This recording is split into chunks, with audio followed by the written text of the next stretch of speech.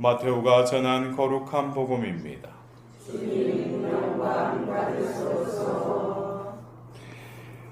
그때 예수님께서 사도들에게 말씀하셨다. 내가 세상에 평화를 주러 왔다고 생각하지 마라. 평화가 아니라 칼을 주러 왔다. 나는 아들이 아버지와 딸이 어머니와 며느리가 시어머니와 갈라서게 하려고 왔다. 집안 식구가 바로 원수가 된다. 아버지나 어머니를 나보다 더 사랑하는 사람은 나에게 합당하지 않다. 아들이나 딸을 나보다 더 사랑하는 사람도 나에게 합당하지 않다. 또 제 십자가를 지고 나를 따르지 않는 사람도 나에게 합당하지 않다. 제 목숨을 얻으려는 사람은 목숨을 잃고 나 때문에 제 목숨을 잃는 사람은 목숨을 얻을 것이다. 너희를 받아들이는 이는 나를 받아들이는 사람이고 나를 받아들이는 이는 나를 보내신 분을 받아들이는 사람이다. 예언자를 예언자라서 받아들이는 이는 예언자가 받는 상을 받을 것이고 의인을 의인이라서 받아들이는 이는 의인이 받는 상을 받을 것이다. 내가 진실로 너희에게 말한다. 이 작은 이들 가운데 한 사람에게 그가 제자라서 시원한 물 한 잔이라도 마시게 하는 이는 자기가 받을 상을 결코 잃지 않을 것이다. 예수님께서 12 제자에게 다 지시하시고 나서 유다인들의 여러 고을에서 가르치시고 복음을 선포하시려고 그곳에서 떠나가셨다. 주님의 말씀입니다. 그리스도님 참여합니다.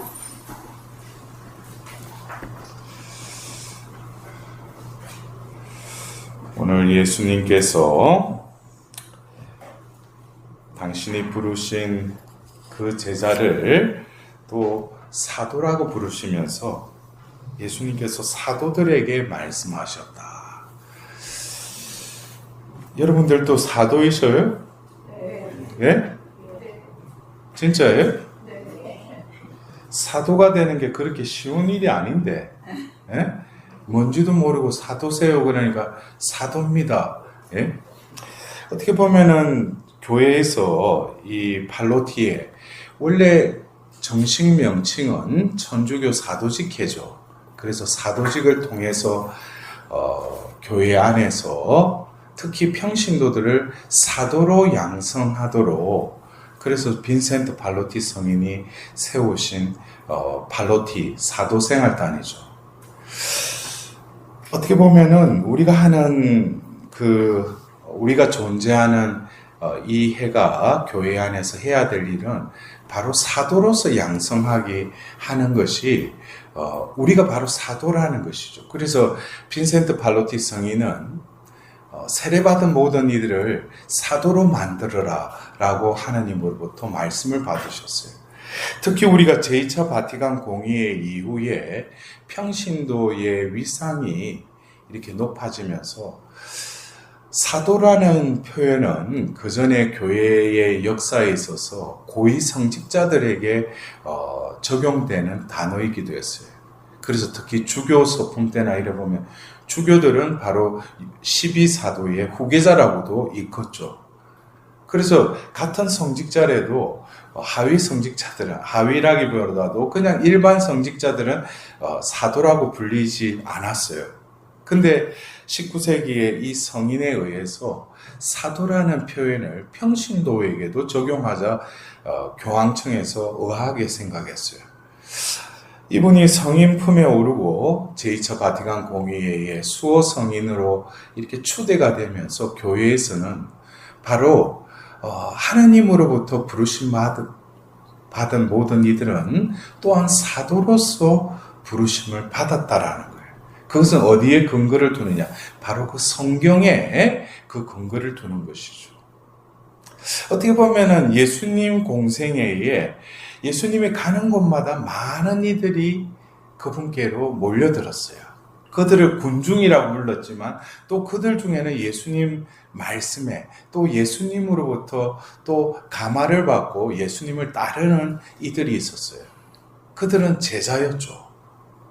근데 이 사도라는 표현은 예수님이 생전에 예수님이 이 땅에서 공생애를 하던 중에 오늘 이 마테오복음서 10장에는 이 사도라는 의미에 대해서 마테오 복음사가가 의도적으로 이 10장에 먼저 12제자를 부르는 장면, 그들의 이름을 거론하고 나서 이제 그들을 파견시키면서 여러 가지 말씀을 하시죠.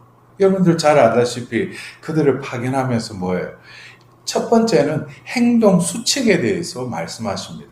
무엇을 가지고 가지 마라. 신발도 신지 마라. 옷도 2벌씩 껴입지 마라.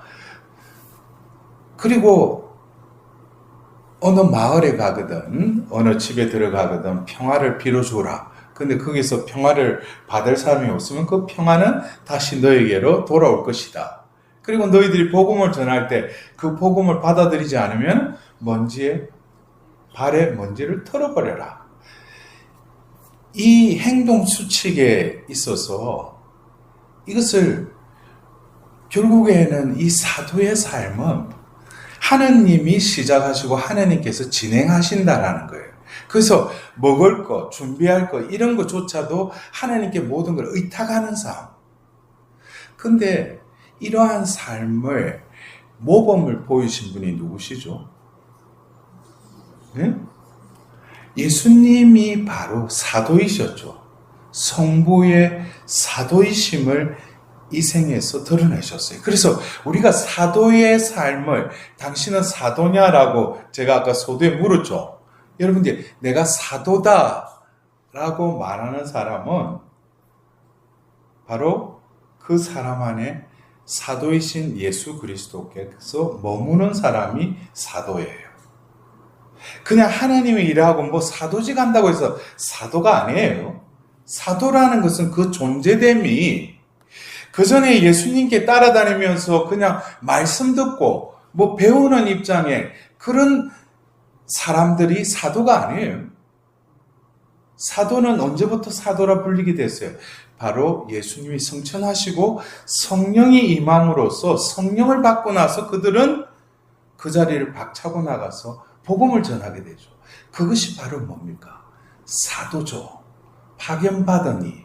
그래서 예수님은 바로 성부의 사도이시죠. 그래서 이 마태복음 10장에 나오는 이 말씀은 예수님의 말씀이기도 하지만 또 예수님의 삶이기도 하셨어요. 예수님은 하나님의 아들이셨지만 이 세상에 사시면서 누구보다도 가난의 삶을 살아가셨어요. 그래서 사람의 아들은 머리 둘 곳조차도 없다. 그리고 심지어 십자가 위에서 우리는 뭐 십자가에 매달리신 예수님이 그래도 팬티 비슷한 거나 이렇게 걸치고 있는 것 같지만 실제로는 완전히 홀로 짠 그 옷을 다 벗겼기 때문에 나체로 십자가 못 박혀 돌아가신 거예요. 아무것도 지니지 않고. 응? 그리고 이 마태복음서에는 이어서 뭐에 대해서 말해요? 이 복음을 전하는데 너희들은 박해를 받을 것이고 반대에 부딪힐 거라는 거예요. 그럴 때 너희들은 두려워하지 말라고 그랬어요. 너희들을 대신해서 은변을 주고 맞설 이는 바로 누구라는 거예요? 너희들 안에 계시는 아버지의 영이 너희들 대신해서 말씀해 주실 거라는 거예요. 결국 이 사도라는 것은 그 사람이 성당을 뭐 매일 미사 다니고 어디 뭐 단장을 맡고 봉사를 한다고 해서 그 사람이 사도가 아니에요. 그 존재가 이제는 내가 없어지는 자, 자아가 죽은 자. 이제 그 사람 안에 누가 살아요? 그리스도께서 사시는 자. 이 사람이 바로 사도라는 거예요. 그래서 오늘 이 10장의 이 마무리를 하면서 결론은 뭡니까? 이 사도들에게 예수님 말씀하시는데 오늘 마태복음 10장 40절에 이런 말씀하셔요. 너희를 받아들이는 이는 나를 받아들이는 사람이고 나를 받아들이는 이는 나를 보내신 분을 받아들이는 사람이다. 이것은 사도라는 것은 어떤 하나님의 일을 하는 그것만을 가지고 사도라는 것이 아니라 그 존재가 바로 뭡니까? 그래서 예수님은 나를 보면 누구를 본다는 거예요? 나를 보내신 분을 볼 것이다. 심지어는 뭐라고요? 나와 아버지는 하나다 그랬어요. 이게 바로 사도예요. 그래서 너희를 받아들이는 일은 누구를 받아들이는 일? 예수님을 받아들이는 일. 이것은 결국 내가 이제 사는 것이 아니라 내가 성령을 받고 내 안에 그리스도의 영이 머물러 있고 자아가 온전히 죽은 이제 그리스도가 사는 존재가 바로 사도라는 거예요. 그래서 우리가 당신 사도이십니까? 사도가 되고 싶으셔요? 그럴 때는 전제 조건이 있죠. 자아가 죽어야죠. 자기 사랑의 매너리즘에서 빠져나와야 돼요. 그래서 오늘 예수님께서 그랬어요. 내가 평화를 주러 온 것이 아니라 칼을 주러 왔다고 그랬어요. 칼은 어떤 기능을 하죠? 자르는 역할을 하죠. 왜 예수님이 이 매몰차게 이런 말씀을 집안 식구가 다 원수가 될 것이다. 여러분도 안 그래요? 기도하는 주제 중에 대부분이 여러분들 가족을 위해서 기도하잖아요. 근데 왜 예수님이 이런 말씀을 하시는 거야? 이것은 너희 부모, 가족을 사랑하지 말라는 게 아니에요. 이때까지 내가 사랑이라고 했던, 가족을 사랑했던 그 사랑은 누구 중심의 사랑이에요? 나 중심의 사랑이라는 거예요. 이 에고 중심적인 사랑을 예수님은 잘라버리시겠다는 거예요. 그리고 사랑 자체이신 예수께로부터 흘러나오는 하나님의 그 사랑이 너를 통해서 흐르게 해주겠다는 거예요. 이것을 이해하지 못하면, 이것을 뛰어넘지 못하면은 결국 우리는 뭐예요? 그냥 성당 나오면서 좋은 말씀 듣고 어디 가서 뭐 기증한답시고 왔다 갔다 하고. 여러분들 그것은 신약에 보면은 사복음서 안에 그냥 왔다 갔다 하는 거예요. 그러나 예수님은 우리를 부르신 목적은 교회를 통하여 당신이 하신 일을 계승하여 아버지 때를 오기까지 이 교회의 일원으로서 사도로서 이 세상의 빛과 소금으로 살아라고 우리를 부르신 거예요. 그래서 저를 접하는 애들이 왜 신부님은 매번 뭐 강의하거나 그러면 자기를 죽여라, 자기를 버려라, 자기를 부정하라. 그 말 듣기 싫죠? 제가 듣기 싫으라고 말하는 거예요. 왜? 그런 말을 할 때 뭐가 기분이 나빠요? 내가 기분 나쁘죠. 안 그래요? 자기 버려라, 자기 부정해라, 자기 포기하라 그러면 기분 나쁘죠. 왜? 이때까지 자기가 살았기 때문에. 근데 그리스도인은 그 자기를 버리라고 그래요. 왜 그러냐? 그 자기를 버리지 않고 죽지 않으면은 예수 그리스도를 통하여 우리에게 주신 참된 나를 발견하지 못하니까. 나에게 전전긍긍하고 에고에 사로잡힌 그 삶에서 영원한 생명을 위하여 자신을 온전히 내어주는 참된 나를 발견하지 못하니까. 여러분들 지금 신앙생활하는 거 나를 위해서, 나의 가족을 위해서. 여러분들 그 매너리즘에서 빨리 빠져나와야 돼요. 그렇다고 해가지고 자기를 위해서, 가족을 위해서, 자기 아는 사람에서 기도하지 말라는 게 아니에요. 자기가 변화되면은 그들에게 참된 하나님의 사랑이 이제 비로소 흘러가게 되는 거예요. 자기가 변화됨으로써 자기 가족이, 자기 주위의 사람들이 변화가 일어나는 거예요. 이것이 바로 하나님의 방법입니다. 그래서 여러분들 그래요.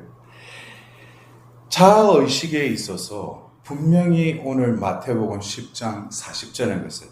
너희를 받아들이는 이는 나를 받아들이는 이다. 여러분도 안 그래요? 당신을 보는데 이제는 당신이 아니라는 거예요. 누구의? 예수라는 거예요. 결국 사도라는 것은 하나님께서 원하시는 이 그리스도교의 이 하나님의 신비는 그냥 축복, 기도해주는 사람한테 축복해주고, 그냥 뭐 기도 많이 하는, 오늘 여러분들 일독서에 이 말씀을 듣고 여러분들 좀 어떻게 생각하셨어요? 너희가 팔을 벌려 기도할지라도 나는 너희 앞에서 내 눈을 가려버리리라. 너희가 기도를 아무리 많이 한다 할지라도 나는 들어주지 않으리라. 이스라엘 백성들은 하나님의 선택된 선민이었죠. 그러나 계약의 백성답게 살아가지 못하니까 형식적으로 외형적으로만 제사만 드린다고 하니까 하나님은 그것이 역겨운 거예요. 하나님이 바라시는 것은 당신의 백성답게 살아라는 거예요. 변화되어라는 거예요. 성화되어라는 거예요. 그래서 레위기 19장 2절에 너희의 아버지께서 거룩하시듯 너희도 거룩한 사람이 되어라. 이것이 하나님이 이스라엘 백성을 신약에 우리를 부르신 유일한 목적이에요. 우리가 거룩한 사람이 되는 거죠. 그냥 매일 미사 참여하고 뭐 기도 많이 하라고 우리를 부르신 게 아니에요. 그래서 결국 우리는 오늘 이 마테오 복음서 10장에 나오는 예수님께서 사도들에게 말씀하셨다. 우리는 너무나 사도라는 것을 자기 위주로 생각하고 있어요. 사도는 늘 매일의 삶에 있어서 부딪힘의 삶입니다. 끊임없는 싸움이에요. 누구와 싸움이야? 바깥에 있는 누구와의 싸움이 아니라 내 내면에 있는 에고와의 싸움이에요. 끊임없이 나는 나로 살려고 그래요.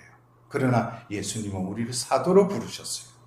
너의 존재가 얼마나 귀중하고 너에게 맡긴 일이 얼마나 큰지를 깨달으려면은 그 에고를 쳐 이기라는 것이 아니라 나에게 온전히 종속된, 나에게 속한 자로 살아라는 거예요.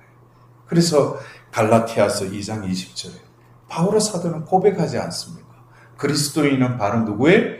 이제는 내가 사는 것이 아니라 그리스도께서 내 안에 사시는 것입니다. 여러분들 이것이 바로 영성생활이에요. 영성생활은 내가 뭐 기도를 많이 하고 뭘 하고 그게 아니라 바로 내 안에 계시는 그리스도와 함께 사는 삶이 영성생활이에요. 그걸 다른 말로 하면 하나님 현존 속에 머무는 삶이 그리스도교에서 말하는 성덕을 쌓아나가는 삶이에요. 지금 이 순간에도 하나님은 우리와 함께 하시죠. 그리고 우리와 이 함께 하실 뿐만 아니라 예수님은 어디에 머물러 계셔요? 바로 우리 존재 안에 머물러 계셔요. 그래서 이 미사 성제를 통해서 그 신비를 다시 이루시죠. 우리 안에 사시려고. 그래서 어떻게? 바로 당신의 존재가 성체의 형상으로 우리에게 오시는 것입니다. 그래서 미사의 가장 클라이막스는 뭐예요? 영성체를 통하여 창조주 구원자와 피조물인 나가 하나가 되는 것. 이것이 바로 미사의 절정에 이르는 것이죠. 그러면은 가서 복음을 전하라고 파견을 할 때 자기가 파견을 받는 거예요? 내 안에 예수님과 함께 파견을 받는 것이죠. 그리고 내가 복음을 전하는 주역이에요. 내 안에 계시는 예수께서 나를 통하여 복음을 전하신다는 거예요. 바로 그 존재가 바로 뭐예요? 바로 사도입니다. 파견된 자. 여러분들 어쩌면 우리가 그리스도인으로 부르심 받았지만 어떤 이들은 끊임없이 제자로만 머물러 있어요. 그러나 어떤 이들은 삶을 통해서 자기가 사도로 부르심 받았음을 깨달은 이들이 있어요. 그들은 뭡니까? 삶이 변화가 일어나요. 그들의 눈에는 전기가 사려 있어요. 그들의 마음에는 성령의 열정이 살아 있어요. 그거는 모릅니다. 하나님의 눈으로 그 안에 성령의 불이 타오르고 있음을 하나님께서 보시는 거죠. 그 존재를 통해서 하나님은 커다란 역사하심을 드러내십니다. 여러분들 여기에 있는 모든 이들이 바로 사도로 부르심 받았다는 거예요. 여러분들 보는 이들을 누가 본다고요? 여러분들 보면 누구를 보는 거예요? 맞아요? 여러분들 보면은 예수를 보는 것 같아요? 왜 자꾸 비시시 눈을 피하고 아래만 쳐다보고 계셔? 여러분들, 나를 보면은 사람들이 나를 보잖아요? 그럼 처음에는 나를 봐요. 근데 그 사람의 말이나 삶을 보면 뭔가 다른 사람하고 틀린 거예요. 아, 저 사람이 성당을 다니고 그리스도인이구나. 이걸 알게 돼요. 그래서 여러분들이 이웃 사람들한테 성당 나오라, 교회 나오라 말하지 않더라도 이웃 사람들은 알아요. 저 사람 성당 나가는지. 예? 여러분도 오늘 이 미사를 통해서, 말씀을 통해서, 또 성체를 통해서 우리와 하나 되기를 원하시는 예수님께서 온전히 나를 차지하시고 나에게 진정으로 사도로서의 삶을 살아갈 수 있도록 하나님의 자비를 구하도록 합시다.